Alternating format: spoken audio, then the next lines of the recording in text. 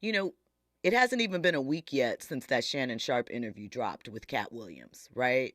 And we know that it has destroyed the internet. But did you know that the interview is on its way to being the most viewed interview in YouTube history? The most viewed video on YouTube is a Joe Rogan video from a few years ago, and it's right around 50 million, right? And it took it a while to get to that. Shannon has these numbers in less than a week. So, I don't know. We'll see how long or if it takes him to overtake Joe Rogan, but that is incredible. That is amazing. Maybe it's just the power of truth. Something to think about. So, I was mentioning Shannon Sharpe and how his interview is on its way to being the most viewed video interview on YouTube in YouTube history. Right now, it's at number two. And of course, he's drawn a couple of haters. But interestingly enough, Shannon addressed the haters in his nightcap show that he has with Chad Ochocinco Johnson. And he wouldn't say the name of the individual, but it's another sports figure, he said. And he said that this individual had some commentary about what they would have done in the interview and how they would not have done that. And, Shannon said, but you didn't have the opportunity to do so.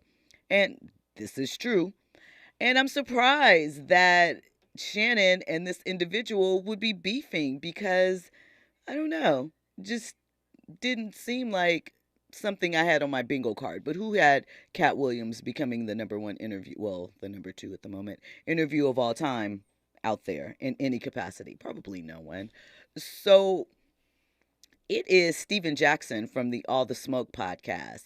And he said that, he would have not let Katt go at his friends like that because he's friends with these people and all of these different things. And it's like, one, different interviewers had different styles.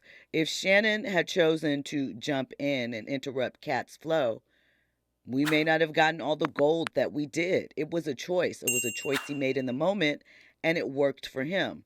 Two, I think what Stephen probably meant is that he might push back or challenge him on some of the points. And again, that's fine, but I mean, there's a wealth of information in that interview. And I mean, they could always do a follow up.